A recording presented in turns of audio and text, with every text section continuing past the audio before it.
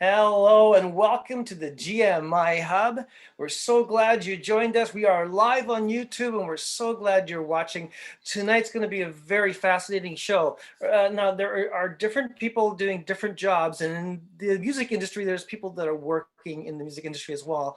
And these Christian people that are working in the industry, we need to hear from them as well, see what life is like in that kind of spectrum. Now, also, if you're joining us, thank you so much. But remember, we have our website, which is gmihub.ca. You can go and check that out for yourself. And we appreciate you doing that. And in there, we have a place for you to fill out your email so we can be a part of the group that's the GMI Hub. And once a month, we have a hub happening, which we send out. If you send us your email, you'll get that absolutely free. And we wanted to make that a part of the community that we're building. So I just want to introduce myself. My name is Dale Borland. And hi, I am Cheryl Dewick. Can you hear me? Oh, yeah. All right, awesome. I'm Cheryl Dewick. I'm so glad that you're able to join us. We are in for a fascinating program tonight. Tonight, we're going to be talking a little bit different. It is music, yes, but actually talking about um, another extension of it, like just outside of the music, which is living the life, living the faith outside of the music. With us, we have Tobin Bawinkel from Flatfoot 56 and 6'10". And yes, I confirmed he really is 6'10".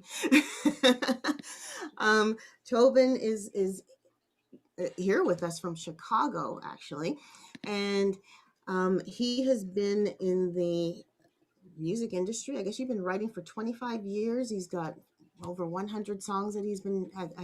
And if you're not familiar with Flatfoot 56 or 6'10", Flatfoot 56 is a Christian punk rock band.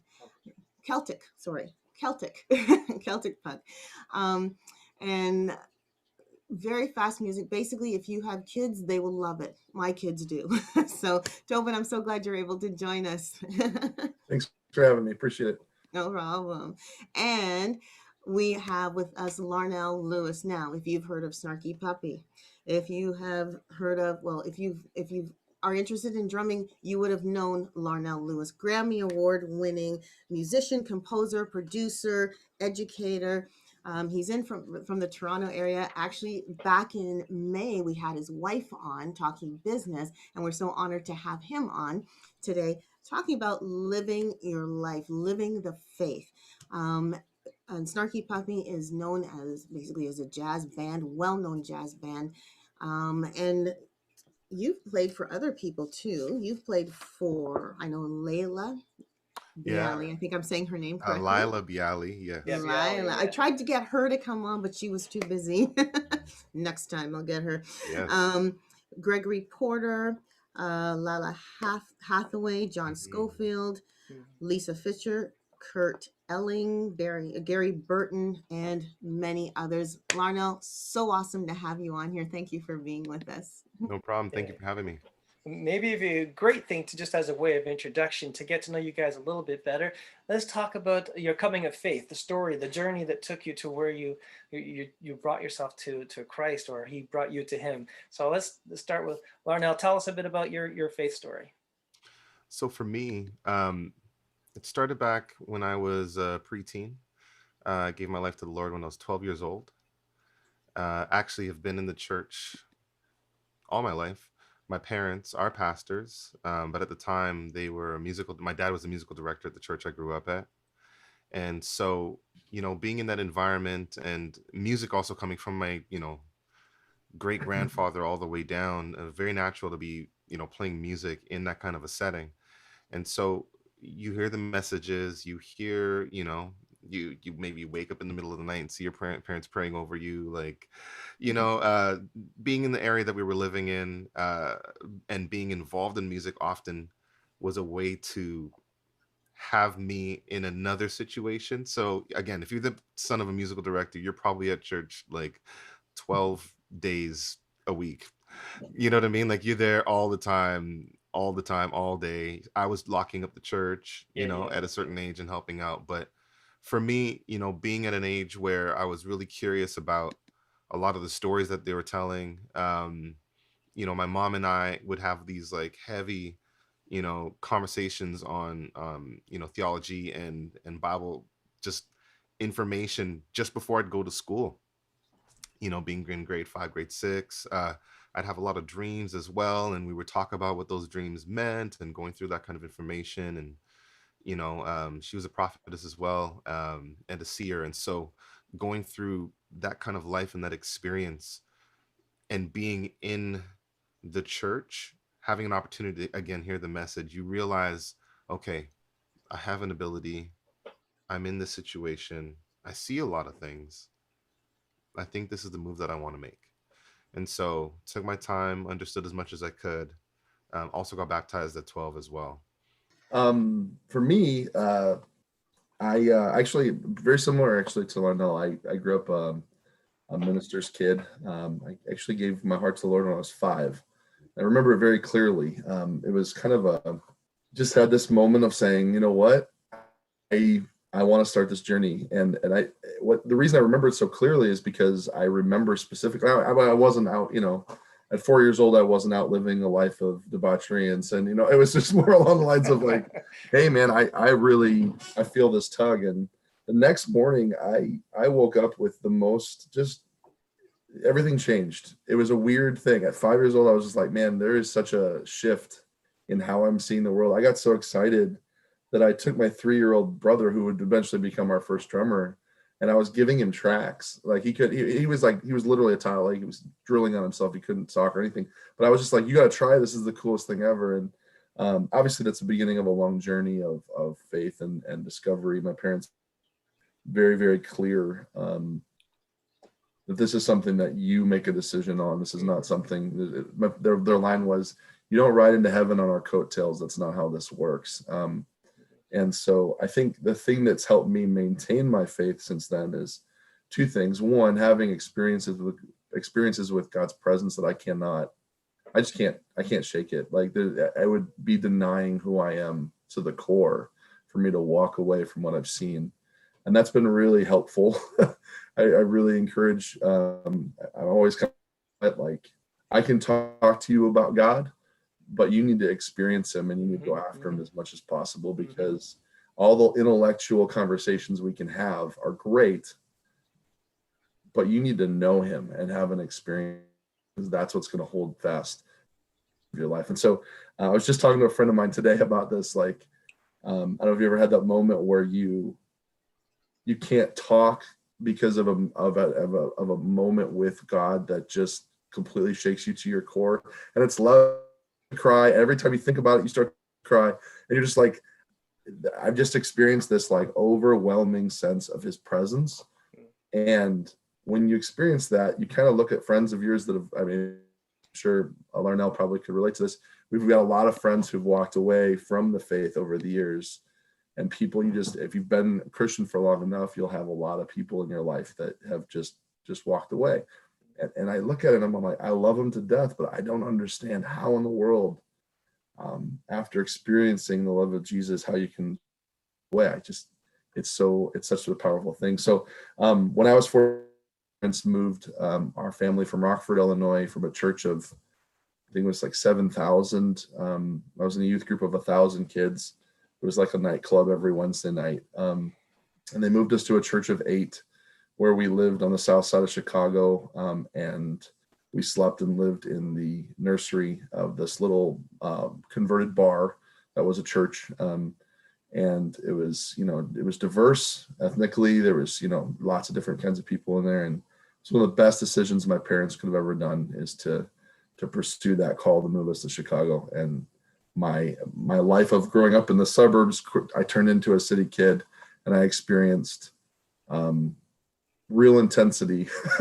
So it was kind of like let's take you from the frying pan into the fire, and then let's see how you handle this. And God's been so faithful. That's where the band started, was in Chicago, and it's just been a fun journey. He let us to start playing music, and there was a whole story in that too, but I won't go forever. So you play guitar, correct? Yeah, my parents were big bluegrass fans, so we would always do jam sessions in our house. My dad played 5-string banjo. I grew up playing percussion and bass first, and then I picked up the acoustic guitar when I was about 12. And that's when I started. I actually wrote my first song in a uncompleted basement in Mexico on a mission trip. So we were doing quiet times, and Lord just started downloading. And I was like, okay, let's write it, and I was probably about 12 or 13 at that time. Oh, that's amazing. And Larnell, I was just curious while you were talking about that journey the Lord was that you grew up in, and at what point in time did you get called to do drums? Started drumming at 2. At 2. Yeah. 2, drumming at 3, services at 4 and 5, first Nice. gig at 7. Prodigy. Yeah. It was an interesting journey, and a lot of it I think about quite often, because again, as I mentioned, like music starting way back before me, a lot of what my dad and my mom provided as an environment for, my siblings and I, was just access to instruments and being at the rehearsals and sleeping in the bass case, and just having the responsibilities connected to making the show work. And kids are always interested in hitting stuff. My kids, we got drums around, and they just go at it, and we're like, okay, can you choose 120 BPM? That's maybe right. Let's get the 120. tempo. Keep Yeah. it just like, but it was pretty advanced in the beginning, for sure, for me. Yeah, you were surrounded with it by your family, so that's a helpful kind of encouragement and mentorship. Tobin, was that like you? That was surrounded by that in your family? Well, your 2 brothers anyway. Actually, my brothers started playing because I got sick and tired of trying to convince guys in my youth group to take their instrument seriously. So I said, hey, you guys, we were all homeschooled, so we were all at home constantly. And I put a bass in one of my brother's hands, a pair of sticks in my other brother's hands, and we just started from scratch. And you're bigger than them, so they listened. Do I get it? Yeah, well, I often say it like I've never been in a real fist fight with anybody outside of my family, but there were plenty of them with my brothers as we were starting this whole thing. So That's great. Okay, well, going back to Now You Walk, like you've gone through this journey and to where you are today. Tobin, your band has, and I found it interesting that you said that your family moved you to Chicago, and you ended up in a church of 8 people in a bar that was converted, right, into a church setting, which kind of seems to come. How do I say that? Makes total sense when I find out that Flatfoot 56 basically started playing in starts playing in the bar. Was that right? We got into the punk scene pretty early. I started off on like Tooth and Nail bands from the 90s, so my introduction was festivals like Cornerstone, and my older sister would go to Cornerstone and come back with boyfriends who had piercings, and my parents would be freaking out that she wasn't listening to Michael W. Smith anymore. And it was just kind of like this. When us boys started playing punk rock, my dad had a real come to Jesus moment of like, okay, do I get behind this or do I not? And he tells a story, actually, it's pretty interesting. We were practicing in the sanctuary. We eventually moved to a bigger building because the church did grow. But he walked in, and I knew he was struggling with us practicing in the sanctuary because it was really loud, and he was afraid. He wasn't sure what the people in the church would respond to it like. And I looked at him and I said, "What do you think, Dad? Pretty speedy, huh?" And he had been at a ministers' conference, and at the conference there was a prophetic word given about the next generation being defined by speed, flux, and blur. And that was prior to the rise of Christian metal and stuff in the early 2000s. Like there was just a massive, obviously if you listen to a lot of the Under Oath and those bands, there was a lot of that kind of blur and flux and just, it was just speed. So when I looked at him and I said, "What do you think, Dad? Pretty speedy." He said, the Lord really floored him. He's this kind of suit wearing Assembly of God minister.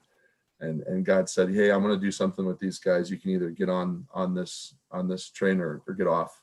But I'm doing something here. You just get out of the way, or you can partner with me in this."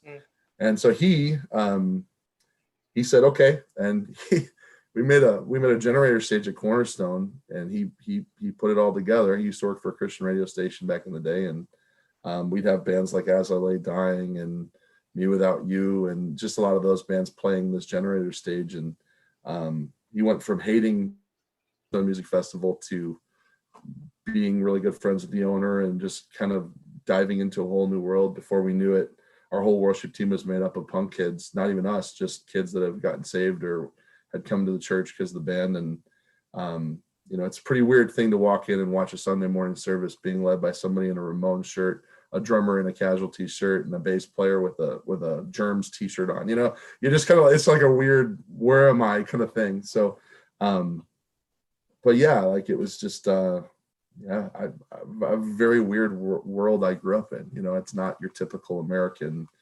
evangelical place. It's Chicago South Side. It's just I don't even live in the worst neighborhood of Chicago, but everybody expects that you've been shot living here, and it's really not the truth. But your music did attract a lot of youth back then, and probably still now. Yeah, we actually started doing basement shows in our church basement. I laugh because there's still boot prints in the ceiling of the church, where people would be stage diving and their feet would be up on the ceiling. There was a kid that showed up. He was 14 years old. He had just been he's been friends with us ever since, but he's 14 years old. His eye was swollen out to like here. He had stitches in it. He had been brass knuckled in the face by a 24-year-old the day before. It was just like all these kids came out of the woodwork, and we're just like, where are all you guys from? And there's just like these intense stories of just kids that lived life to this extreme. And punk rock attracts that kind of community. It's people that want to live life so much that they're willing to hit each other for it, kind of thing. They want real connection at any cost. And my dad got judged a lot by other pastors, though, man. It was really like 250 kids crammed into your church. It's just kind of you're doing what? Like, what are you doing? And so, but we had a passion for the music. We loved it. And it was definitely, still do. That's amazing. Larnell, let's hear from you. Now you're known more for the jazz field, the jazz music, but were you always doing jazz, or was there other styles first before jazz kicked in? For me, jazz was something I got more involved in and started studying when I got to high school. I went to an arts high school called Mayfield Secondary. And actually, one of my teachers there, who's now passed, his name was Daryl Eaton, and he played first trumpet in the Buddy Rich Band. Wow. And so I got a That's chance. cool. Yeah. So I got a chance to hear stories. Yeah. Mm-hmm. Stories, right? And so, I'm being educated on the road. Meanwhile, it's like, okay, Mr. E, I gotta like head over to science. I'll see you tomorrow. Like, it's just but yeah, like, and also, another great teacher there, John Chalmers as well, really helped me understand. And there were a lot of mentors I had as well who were into jazz that helped me understand a little more as I was going along. But growing up in my house, it was Mighty Clouds of Joy. It was Andre Crouch. It was Larnell Harris, which was who I was named after, not spelled, but named after, right? And Helen Baylor. And then, eventually started getting into, a little more. There's some Ella Fitzgerald, there's some Stevie Wonder. But going to church actually was a lot of Caribbean music because, our family is from St. Kitts in the Caribbean, but the church we went to was predominantly, Jamaican, like big time, right? So it was all kind of ska, all kind of reggae, all kind of calypso, everything, right? Any kind of like hymn, whatever, if it wasn't rubato, like there was like a bump in there, right? Yeah. So so I grew up on that. Plus, again, my dad really pouring into me. Being the MD, he would bring me after school straight to church, sit me on the kit, and he'd say, okay, we got to practice. I'm going to teach you this James Brown beat. I'm going to teach you this thing. And when I call it out, this is what we're going to do. We're not going to play reggae on that song. We're going to play some funk. We're going to play some this. And so my dad really started to expand my ear and taught me what it meant to be disciplined and respect styles and genres, from different cultures, in like to the point where he said, I want you to know this stuff so well that people either think that you visited that place or that you're from there. And it takes a lot to understand music from those different worlds. I mean, it's not just a sound, it's not just a feel, it's often a lifestyle that informs how these things get done. And so it wasn't a large part of my life, jazz, until I got later on in high school, and definitely when I went to college. Yeah, I think it's amazing to hear Very that your interesting. father had a major influence on your music as you're starting out. I Yeah, want my to go to mom your as church. well. Sorry, say it again, I Tobin. want to go. I want to go to Yeah. church where you're going, man. Like, oh man, yeah, yeah, well, yeah. Yeah. If you are watching right now, GMI Hub Online, thank you so much. And also like the video and share the experience. Take some time to let people know that we're on and we're doing this right now. That'd be so cool. We've got a place where you can actually put in your email address and we will send you a monthly newsletter, Hub Happenings, and it will give you what's happening with not just us, but also with musicians and artists and people who are in the industry that have given us information to give out to you as well. And if you have a musical talent, gift, or you're a performance artist, or you're doing things, or you're releasing a song, let us know about it. And let us know, and we will put it into our Hub Happenings if you wish us to do so. So it's really something for us to connect with you and you with us, and we appreciate that. Just the gmihub.ca, and also our GMI Hub online on YouTube. So thank you so much for doing that. I'm really curious, Tobin. I think you touched on this, which was how people reacted to not just your like to yourselves, but to your like how your family was affected with your music. How does this affect your interaction with your band? Like your band started with your brothers, and obviously your interaction with them was here's the instruments you're playing, and that's that. I assume you're the bigger brother, not physically only, but the older brother. Is that correct? That's correct. That's correct. Okay. So then, um, when you're like you said recently that some of your band members have moved on. I think one brother's moved on to work with somebody else. So is it just you and one brother and some other people? Is that right? Yeah. So right now, well, we started the band in 2000, so we're about 21 years in now. Actually, our 20-year anniversary was when COVID hit, which was really a bummer. But Yeah. we're oh man, we've been waiting for this day forever, and then we get a worldwide pandemic. That's great, awesome. Yeah. So my brother, the bass player and I are still together in the band. Our bagpiper was a kid that was our merch guy for years. And then when our original bagpiper left the band in 2010, he stepped right in and has been with us for the last 11 years. So he's now been with us longer than the original guy did. And then our drummer and our mandolin guitar player, they joined us about 3 years ago. So we had two other guys that were playing with us for a long time. When you're young, you're full of a lot of idealism, and there's a lot of this is how the band has always got to be, and this is how it rolls. And throughout the years, everybody that's in the band has had a process. And I think a while back, I abandoned the idea of, hey, if you're not a believer, you're out of here. We never kicked anybody out for that, but like at the same time, we did want to be in kind of in unison. We're living this life together. If you got guys that are out, doing other things that don't go with the band's values, that was an issue. But there's been different people have had different, processes as years have gone by of where they are with Jesus and where their faith is. And throughout all that, it's been really like, obviously I'm called to love. And if I can't love my band members, I shouldn't be saying I'm, going out and I can love everybody, but I can't love the guys in my band. So a lot of people to process where they're at and just see, being grace to people, realizing that people need to be able to process. I'm not the older brother their whole life. They're in their mid 30s, they're dads themselves. I'm not going to sit here and be a father to them like I might have been when we were 17 driving around the country in a van, So there's been a process of shifting happening. I had to go through in just kind of like allowing God to be God and knowing what I'm called to and what I'm called to be faithful to within the calling that he's given me specifically to walk in, and allowing everybody to go through the process with him to make sure their relationship with him is authentic.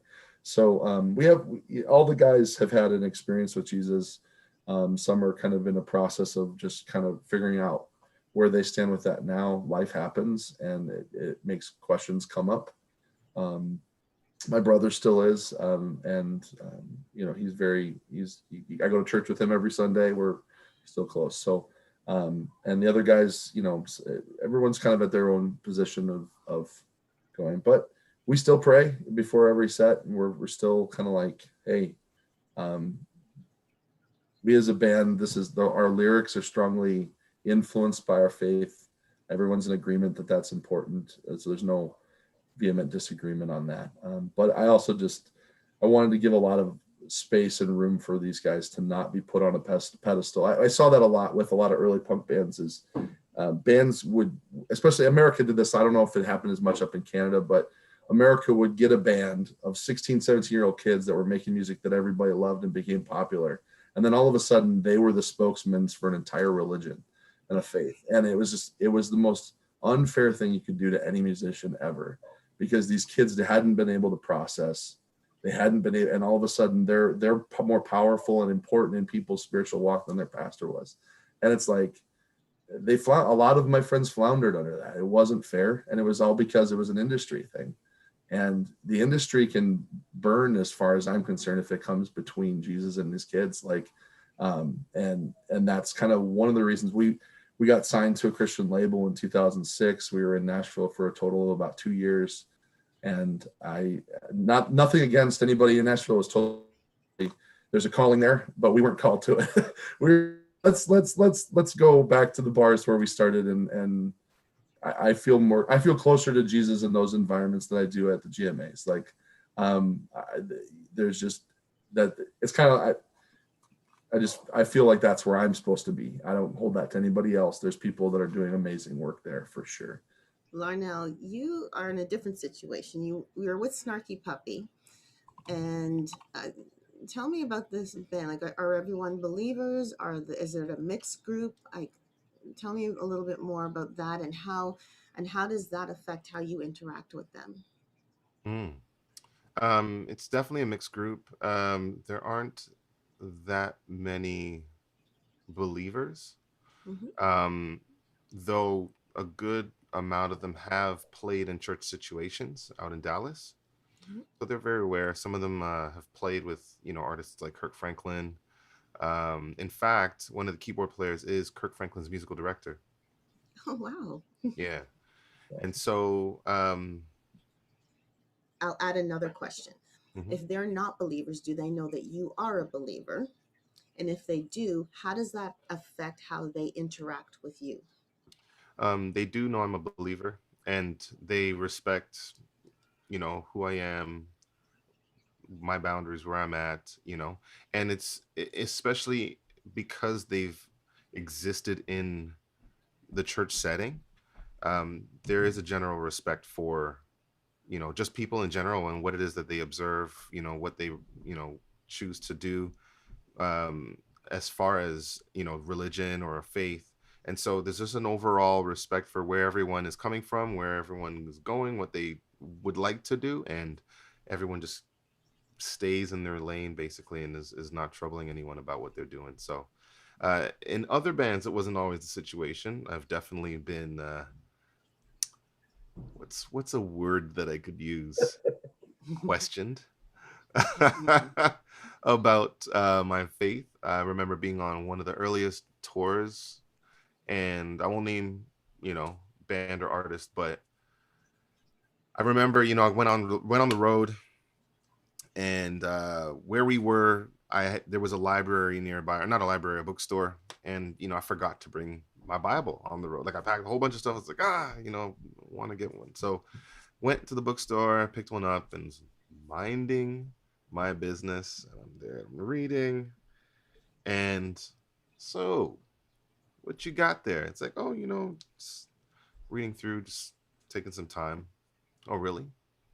Is that the same book that and then it just started, And then someone else came on the bus and was just like, oh yeah, that's the same book that da, da, da, da, da. And I was like, okay, but wait a minute. And then someone else jumped in as well, and I'm just kind of in the corner, just kind of getting these people yelling at me with their opinions. And it was like, okay, wow. And then a friend, pulled me aside in the band and was just like, listen, they read a ton of books, but you found happiness in one. So you do your thing. It's okay. I was like, okay, cool. But it was scary. It was scary because it was scary, and it was frustrating because I was still on the road. Like, it wasn't like I was going home tomorrow. Yeah, but you felt like you were ganged up on, and at the same time you had nowhere else to go. Nowhere else to go, and I had to just sit there and kind of just sit in it, just kind of like a couple ice cubes and orange juice, just chill out, Orange juice. What's with orange juice? I'm glad you asked. I'll get to that in a second. So, yeah, and I basically just I had to sit in it, and it was one of those moments that I won't ever forget, where it was like, okay, fade to black, spotlight. Larnell, do you understand what this road is about? Do you understand what this choice is about? Do you understand what's happening right now? Are you aware? You're aware? You're gonna keep going? Gonna keep going. Let's go. And so we just had to just sit and make a decision and just say, like, is it about not getting ganged up on because of personal opinion of others? And it's like, well, people are gonna hate the color socks I'm wearing. I mean, right now people don't even like the drums I play.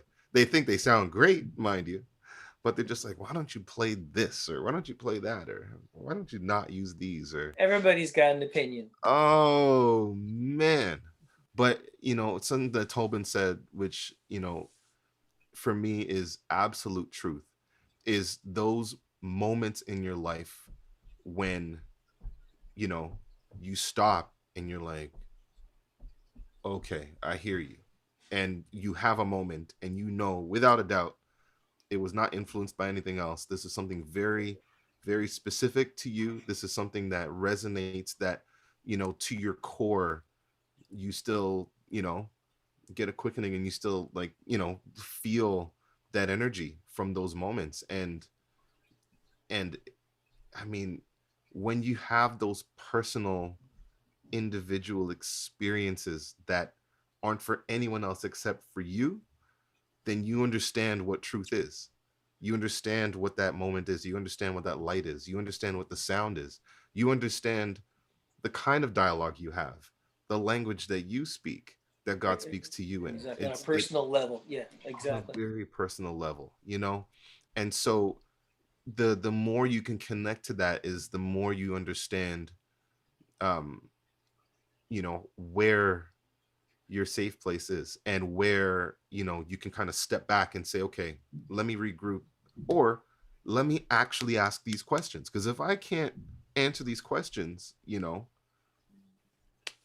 then am I studying? Am I understanding? Am I connecting with mentors? Am I, having conversations and really looking deep, and not just kind of sitting with a badge, hoping that everyone will just kind of say, oh yeah, that's the nice guy over there, he likes Jesus, cool, right? But it's like, I know, it's like some people might think that it's easy just to kind of blend into the background and don't cause any ripples or whatever. No, but even at that, there's still your personal challenges that you're going through for yourself to grow in your faith.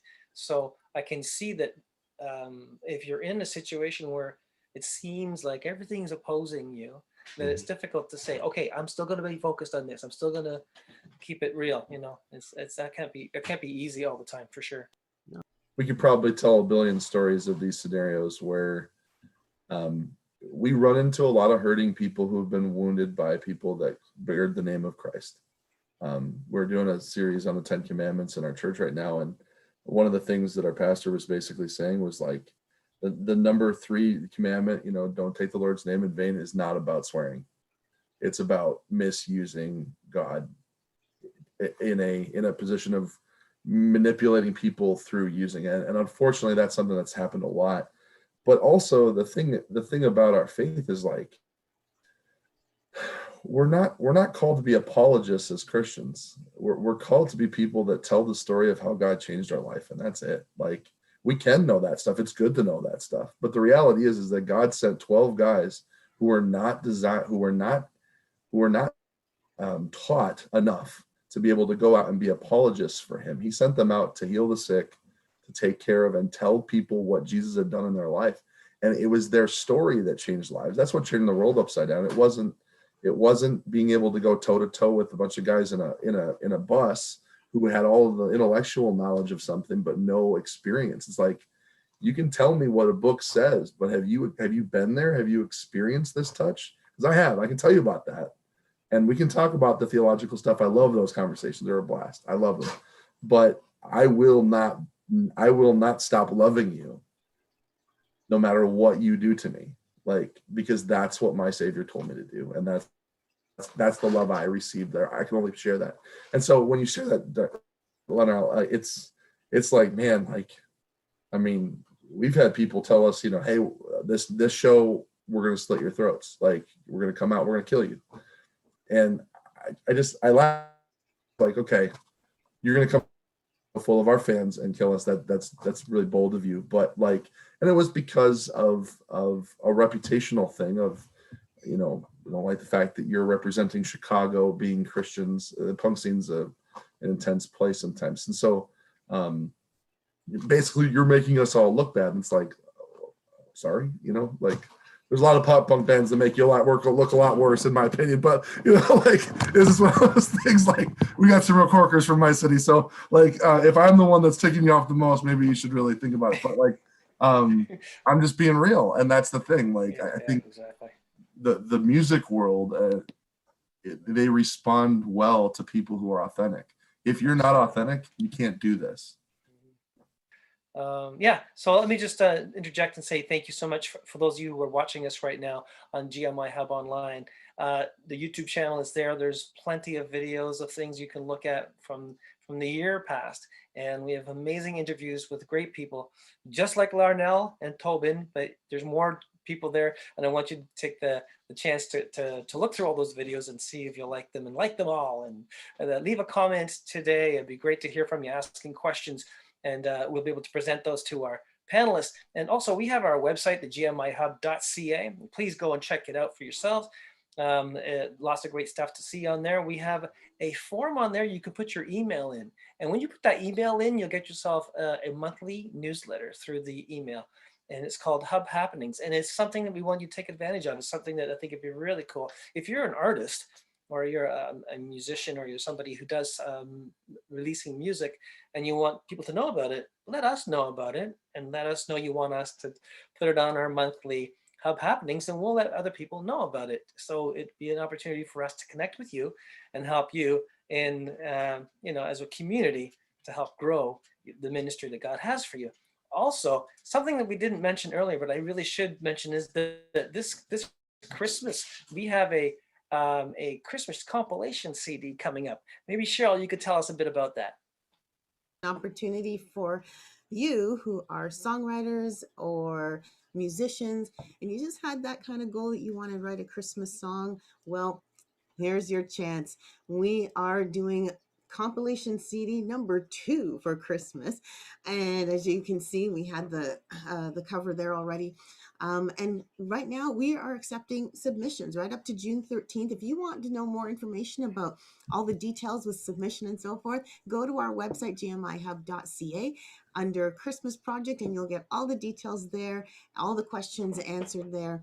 And you'll get a chance to submit your songs too. So we look forward to receiving them. I had a question from the audience for both Larnell and Tobin. I don't know who wants to answer first, but the question was, how does your faith influence your musical composition? Well, all right. My faith, that's interesting. How does my faith inspire like my musical compositions? I think it's just that it's the inspiration of what my daily life looks like. I play from my experience. I also play from a perspective where, again, growing up in church and understanding what it means to assist in ushering people into, you know, a certain mindset, a certain perspective, a certain headspace.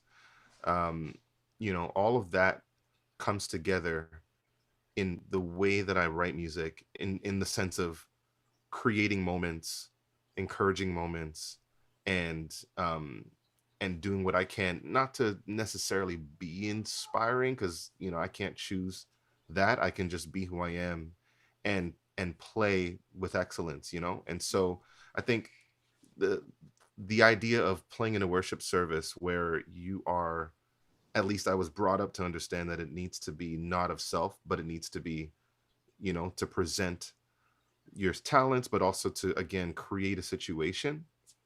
It's the same thing with my music and compositions, where it's not just about putting myself out there. I'm supporting, I'm creating a moment, and inspiring or encouraging people to sit, listen, enjoy the journey, and feel the spectrum of emotions. Interesting. And I have watched you play. You don't just hit things, you know, you actually feel as you are playing. I've watched that as like you're like, this is the sound, and oh, I got the sound now. That's how it seems like what you're doing, you know, kind of idea.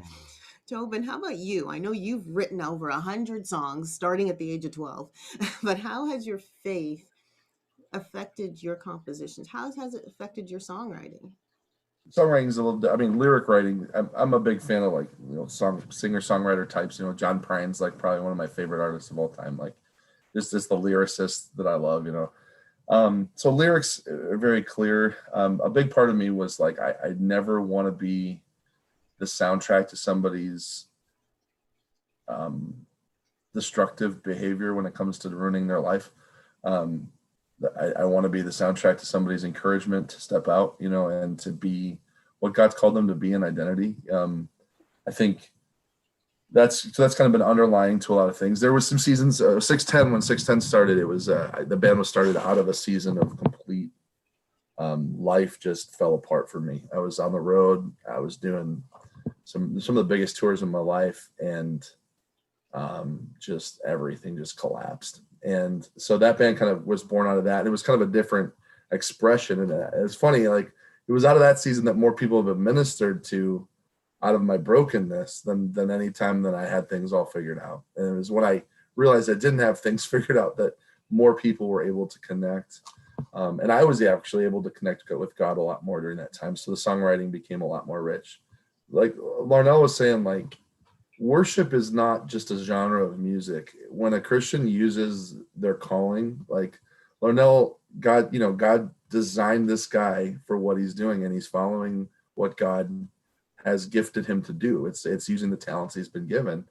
And like, we have a drummer at our church that an older lady a lady in our church comes up to him and she says, every time you play, demons flee from this room. Like, straight up, I can see it. Like, she's just like, and I've seen players like that. And it's funny, is usually when it's usually believers, and I've seen people play being influenced by other things. But when believers are there, even in a club, you know, where lots of crazy things are happening, when a believer gets on that stage and functions the way that God has gifted them to function, if it's an instrument, it doesn't matter if it's lyrics or not, there is just a power that happens, and it's the most beautiful. I want to cry when I watch some of my friends play, and I'm just like, man, like, there is an anointing all over this. And we're in the middle of, like, you know, Reggie's in Chicago, you know, where all the death metal bands play, and you're just like, God is all over you, and you're glorifying God through what you're doing. And so for me, using the songwriting gift, or I'm an entertainer. I mean, I got guys in my band who are musicians, and they perfect their craft. I think Larnell's probably that guy that's like, you know, I'm a guy who gets up and I keep the guitar rolling and stuff, but I'm there to make sure I'm a mover of people. I connect with everybody in that room, and I make sure that everybody is seen and everybody is a part of what's going on. So the role that I play is a little different. I write the songs, I lead the band, I play my guitar, I'm okay with it, you know, but I'm not the guy who's, you know, soloing all the time, you know. So I think, yeah, in short, allowing Jesus to guide. I find that years after a song is written, I'll be playing it live at a show and it'll click to me what the song was about. It's weird when you wrote the song and you thought you knew what it was about, and then all of a sudden your own song is ministering to you where you're at. That's such a beautiful thing. I've had a lot of scenarios where people, these are my favorite, where I'll hear a testimony of a song coming on for somebody right when they were about ready to commit suicide or whatever, and we don't even get played on the radio. So it's a miracle that the songs come on when they do. And like literally, like people have run up to me at events, thrown their arms around me and start sobbing in my chest because God pulled a song of ours out exactly at the moment that they needed to hear it. And what's cool about it is I can't take credit for that at all. Like that's 100% Jesus. And that's the coolest part. It's like I didn't say anything special. I didn't even know what I was doing. I was just putting this out there, and God was taking it and doing what he does with it. And, when man convinces, it only goes so far. When God convinces, I've seen those lives take off and be on fire forever. And it's just really cool to watch that. And that's my favorite part of the whole job is like, all right, Lord, I'm going to wind this up, send it out there, use what you can use in this, and be glorified. I'm just going to be faithful with what you've given me. And I don't know the impact, and that's the thing. It's hard to measure what we do right now at Larnell. It's like, Lord, use it. We're just being faithful with the opportunities that arise. Well, yeah, it's like, okay, and yep, sure, okay, no, okay, cool. I'll just time to sit. Okay, Yeah. And even still, like exactly what you're saying, Tobin. Like I resonates a lot where we don't control that, because we are not God, right? We are here to serve. We're here to provide this thing. We're here to show up and to give of ourselves and to put it out there and to be the person that needs to be at that corner at that moment, and it's like, okay, my job is to walk out to that corner, put my hand out like this, and who knows, like I'm just going to do this. I do this all the time. Boom.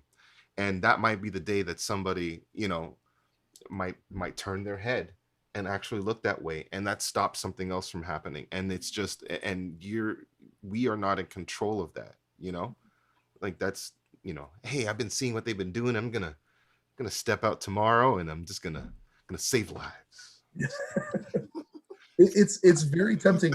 Larnell, you might have hit this too, is it's very tempting as a musician to want to copy your heroes or to copy people. Like there's guys in the ministry or in music ministry that go out and they're evangelists, and they just go out and they evangelize, and they're doing what God's called them to do.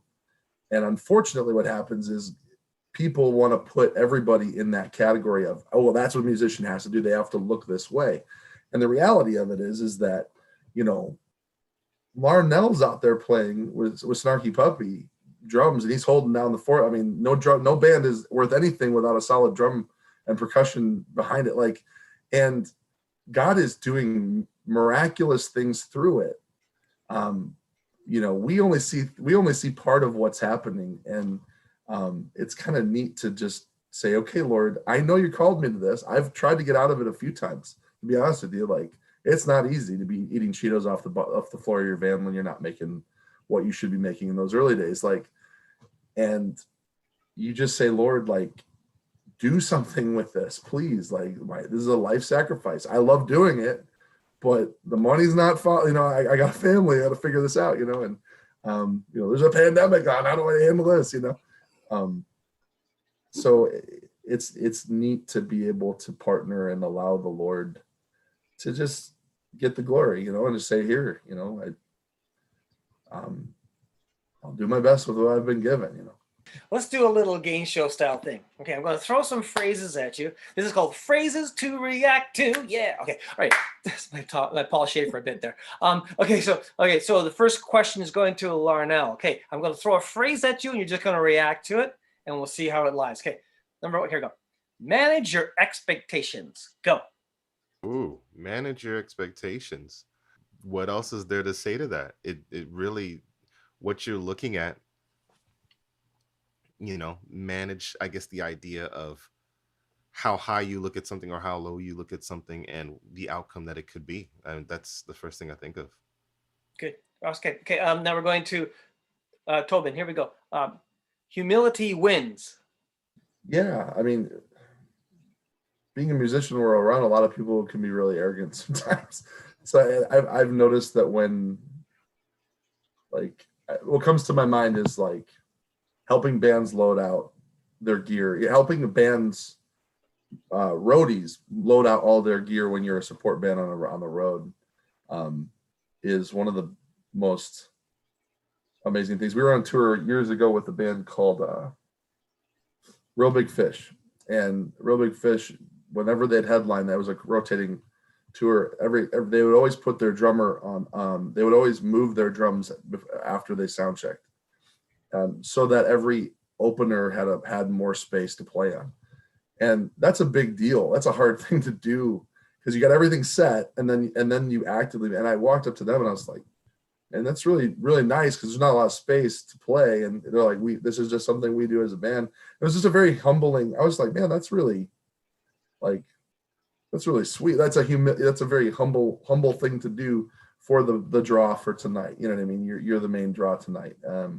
So I think it did win. I respect them a lot more, and not the hugest fan of the music, but just as far as people, it was really so I think, yeah, when people see somebody that's humble, especially when they have every excuse not to be, it's a really cool thing to see. I love the story, but the drums being that's amazing because I know that when you have a couple of bands playing, uses a house kit, but one band's like, no, I gotta use my kit anyway.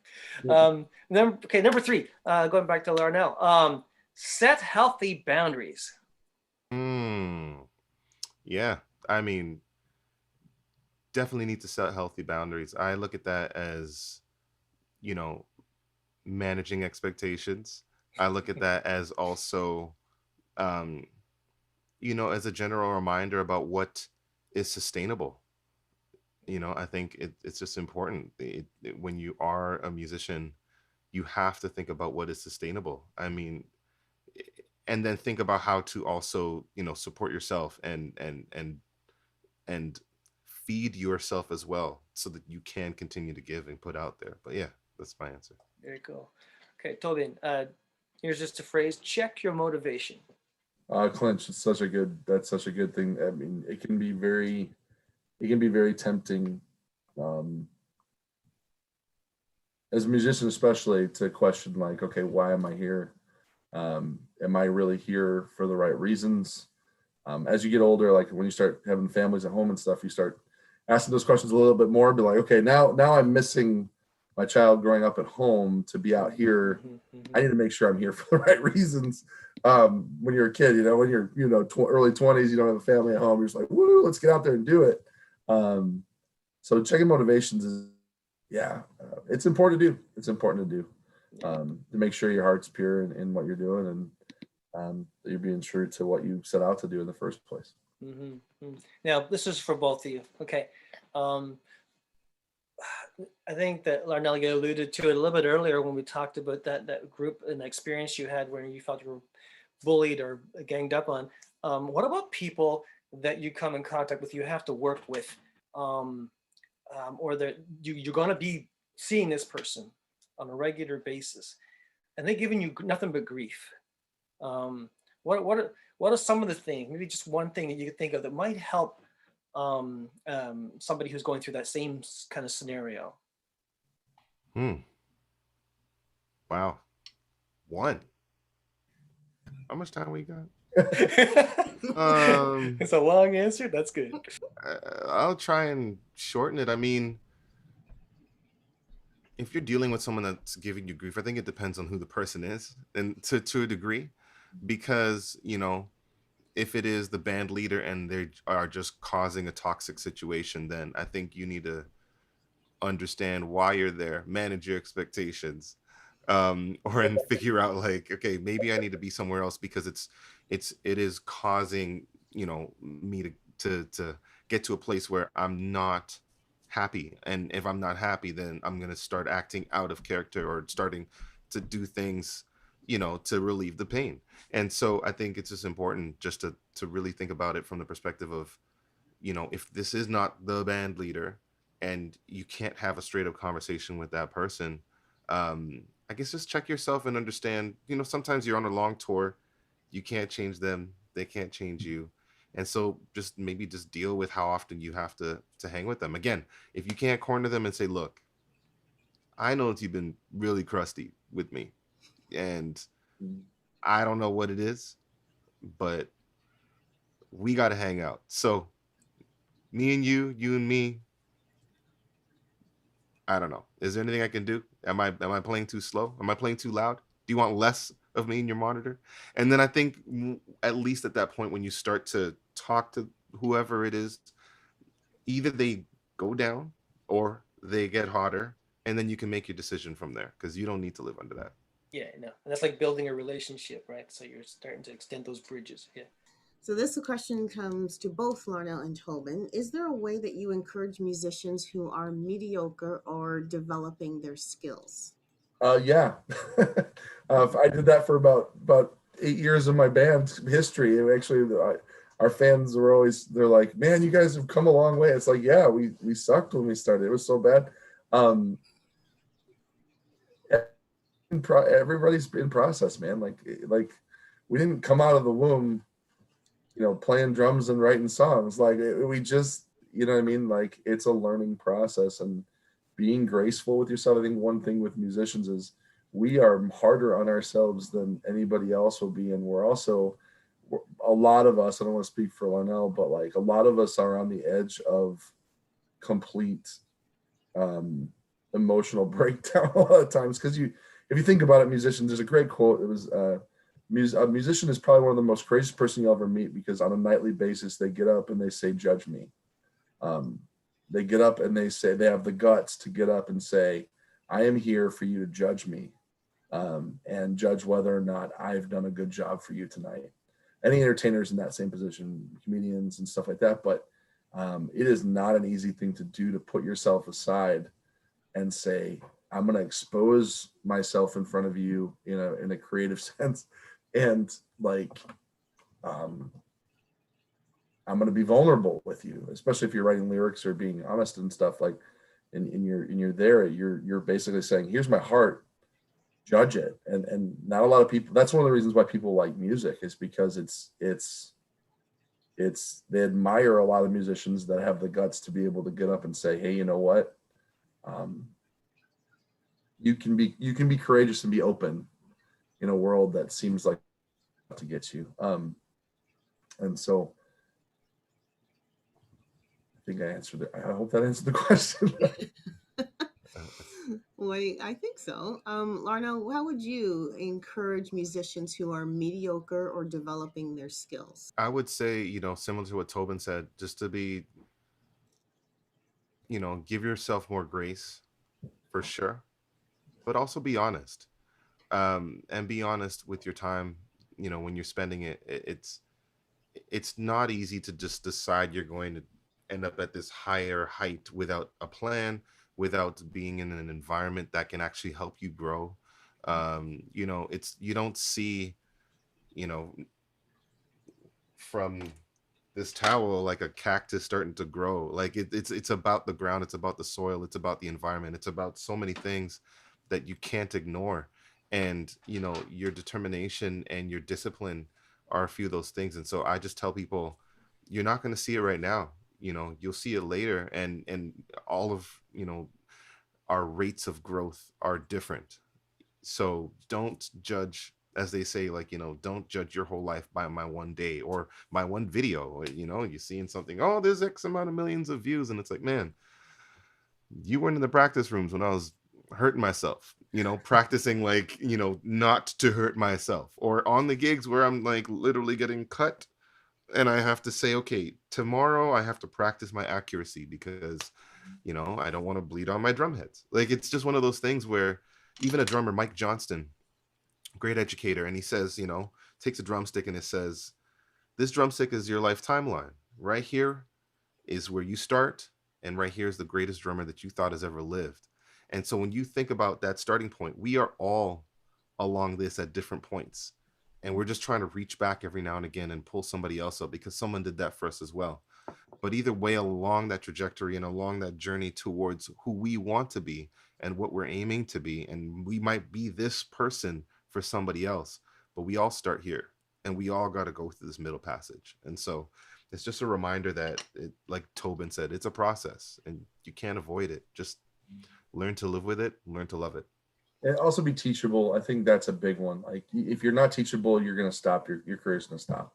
You've got to have a lust and energy for learning. You've got to want to constantly try to be better. You should not be a person, maybe let yourself simmer down after the show because I know emotions can get heightened, but you shouldn't be the person that can't have so how do we do tonight conversation with your band. If you can't have that conversation with your band, you need to say, you know what, I need to probably start to hold this with a little bit more open hand. You're keeping yourself from becoming better. You're keeping your bandmates. Doing those conversations in love is important too. You don't want to be abusive with each other. We've had those moments in our band for sure, but you want to be constantly trying to get better, constantly trying to hone and giving yourself grace. And what would you say to someone who's struggling spiritually? For me, what I would definitely say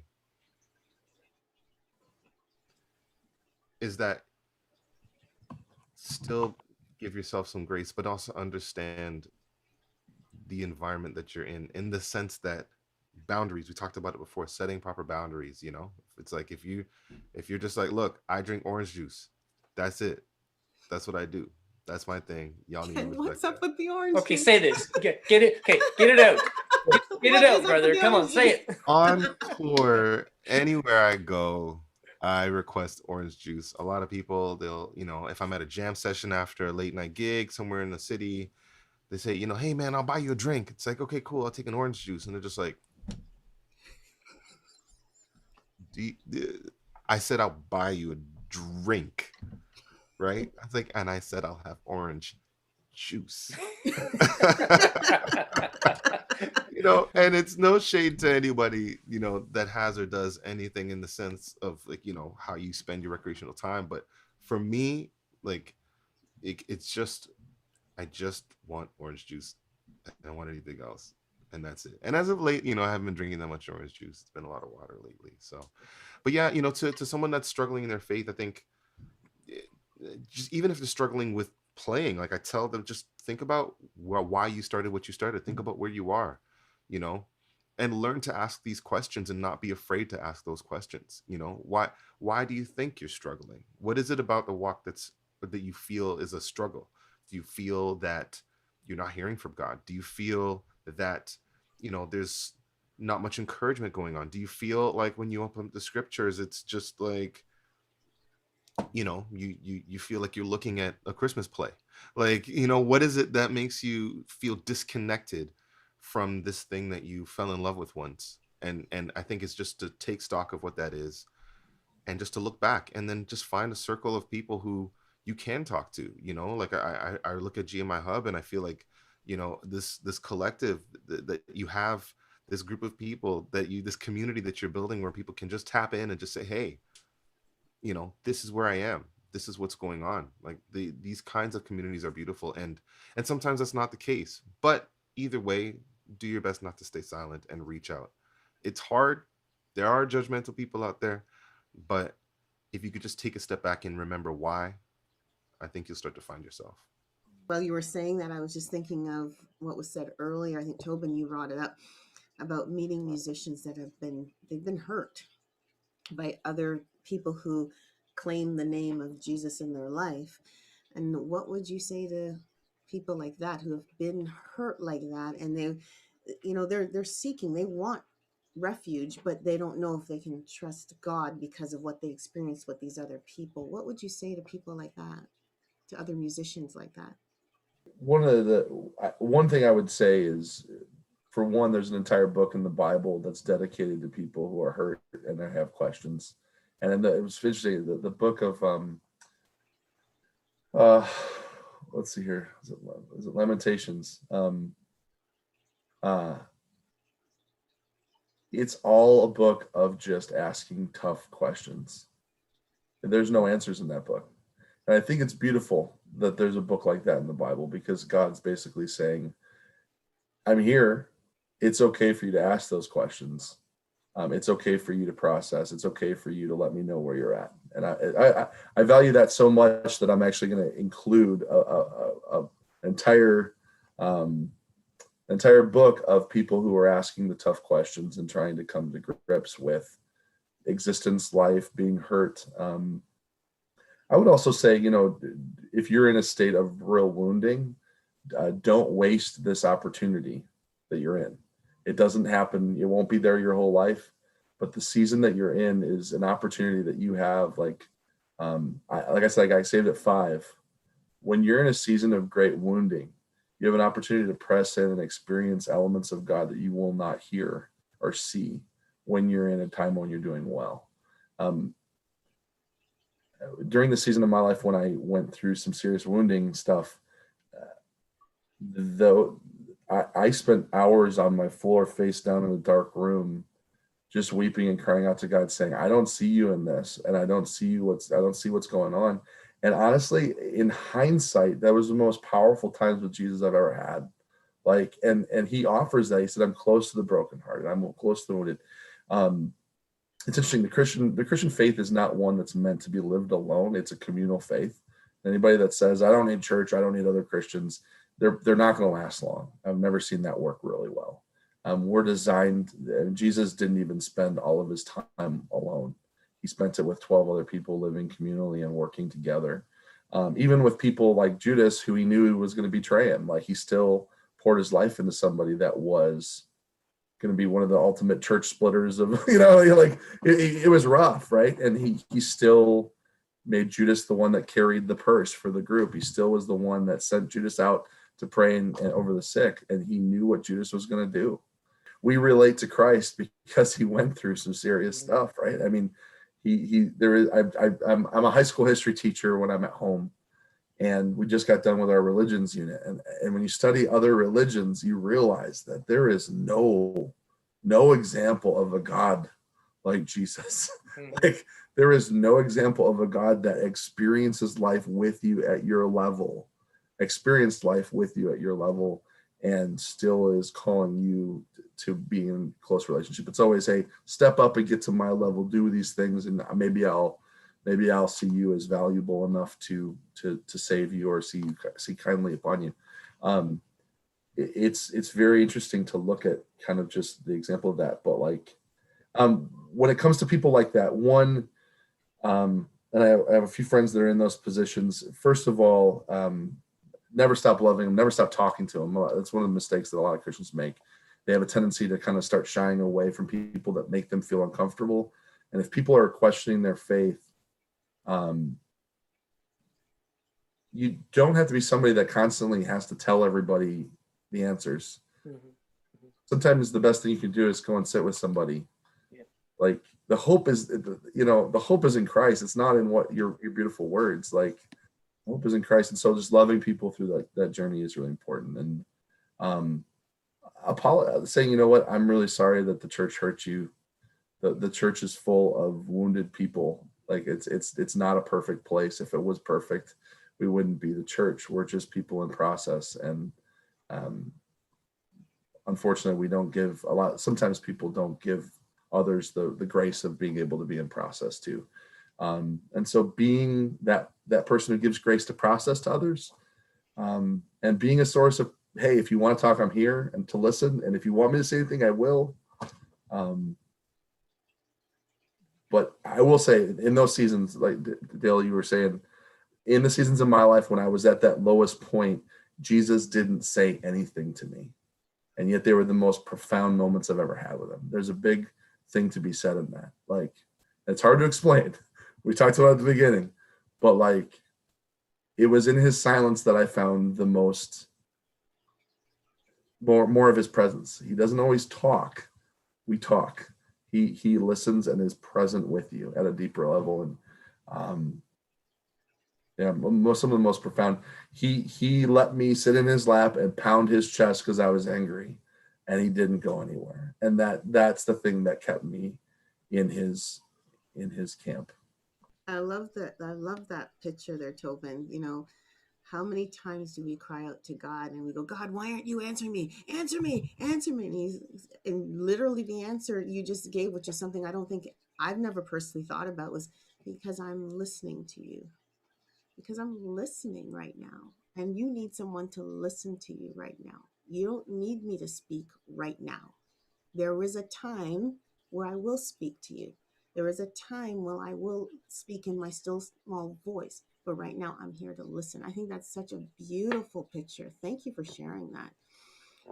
One more question from the audience. Have you ever felt pressure from the other side, as in from the church side, for playing mainstream music or playing, you're playing all this fast music? Well, I think, Tobin, you talked about it. Larnell, I don't know if you said anything about it. Have you ever felt pressure about playing, like you're playing in the mainstream and you're so talented and you started off in the church and now you're playing elsewhere and touring elsewhere? Like, have you gotten any flack from that, or is everyone supporting you? Does your church support you?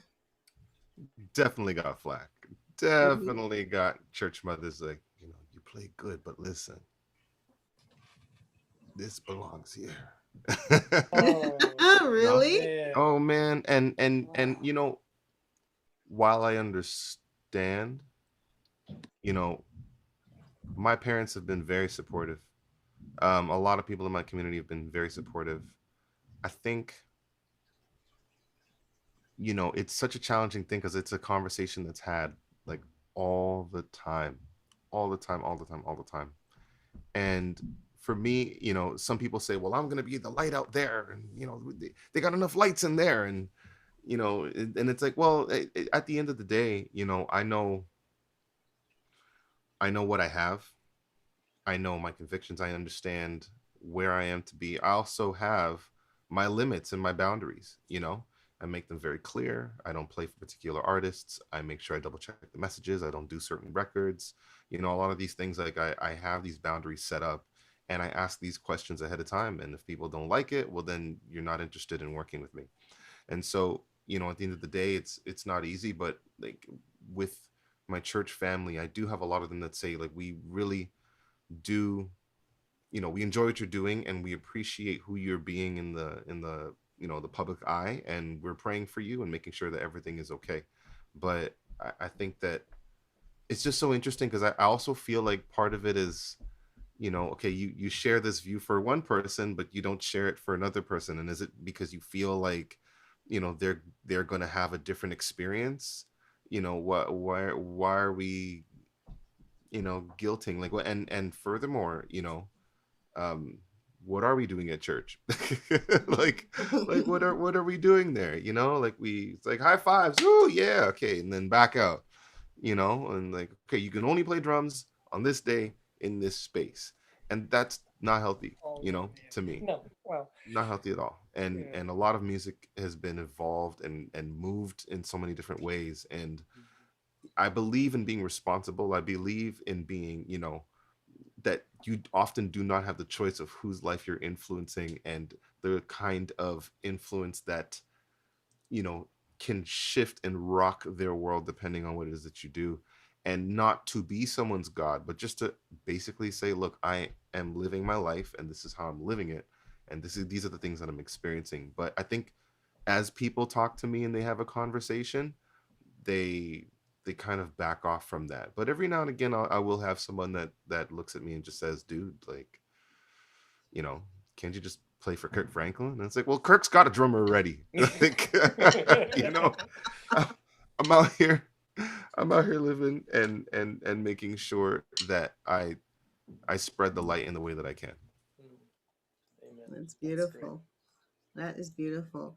If there was one thing you guys might have wanted to say today, in this opportunity, this platform, that you didn't get a chance to say, maybe this is a time where you could just open up and share with us what that is.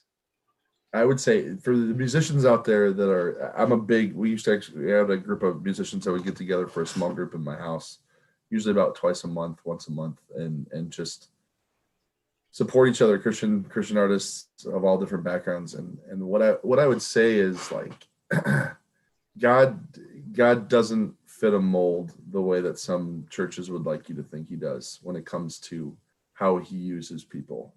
Um, he likes diversity. He likes difference in sound. He loves different. He loves people that take their skill and they do great things with it, and they're into excellence. Um, he doesn't like people beating themselves up with their gift. That's a big one. That's where sometimes we can take a gift from the Lord and say, okay, here he goes, and I'm going to use it for the next 20 years to bludgeon myself with it because I'm not good enough in my own eyes for it. It's actually, forgive the term, it's bastardizing the gift that God's given you and actually saying what you've given me is not enough. But pursuing excellence in it and being good at it is something that pleases God. And so as you process and go towards what you feel God's leading you to do, I like what Larnell said a lot. He was just like, make sure that you're being a good steward, you're self-checking, you're self-asking those questions of like, okay, Lord, am I being faithful to what you're calling me to do? Is this just my heart running with it? Or is there something, I think you do speak to our hearts, Lord, so that how does this work? I know there's a lot of musicians that are constantly asking themselves the question of, is this just me? Is this a wrong desire to want to play? And never put that instrument down. I don't care what capacity you're playing it in. If it's children's church or if it's in a bar or if it's on the biggest stage in the world, do it to God's glory. It's just it's a huge and amazing honor to be able to do that. So, but I think I'm a person that really loves to see the children of God be at the forefront of creativity, not at the tail end. And unfortunately, I feel like that's something that happens too much because we sell ourselves out, or we've settled for just being in one market. I feel like sometimes we just say, I have to only sound like this, or I have to, if I'm a Christian, I have to play in the Christian music industry. And the problem with that is the Christian music industry is not owned by Christians. It's owned by Sony and the companies that are running. They're just keeping people in a category and not allowing them to grow and be out there and be able to, be musicians. And it's unfortunately what happens with a lot. So don't feel like you have to fit in a particular box. I know a lot of pastors struggle with wanting all their good musicians to be on their worship team every Sunday, but we used to travel 6 hours from Detroit, Michigan back to Chicago to lead worship on Sunday morning because our church didn't have any other musicians. I would get there literally at 10 o'clock straight up from driving from the club the night before and lead worship, having not slept at all. And we did it because we loved our church family and they kept us afloat like through their prayers. But if you're called to be in the bars, just make sure you got good accountability and prayer support. Stick really with good people that will speak life, man. Don't do it alone. You're not designed to do this alone. What I would say that I didn't say.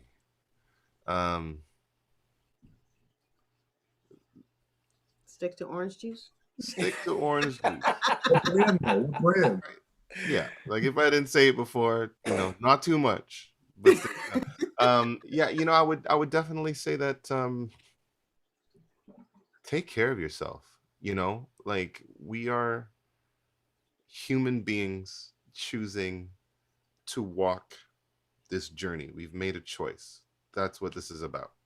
And in making a choice, there are things that happen. There are, things that happen as a result of that choice. And you just got to take your time and take care of yourself. Take care of your mind, take care of your body, take care of your finances, take care of your people. Grow and expand. Don't just close yourself out and think in this very narrow perspective that I do this one thing and that's all I'm gonna do. There is so much to succession planning. There's so much to legacy. There's so much to expansion, and it goes beyond this idea of just being one. Like we are a part of a very large community, but if you aren't able to understand your needs, you aren't able to understand yourself, I think that presents a challenge more than anything else. And the more you know yourself is the more you know where you need to be and where you don't want to be and what you like and what you don't like.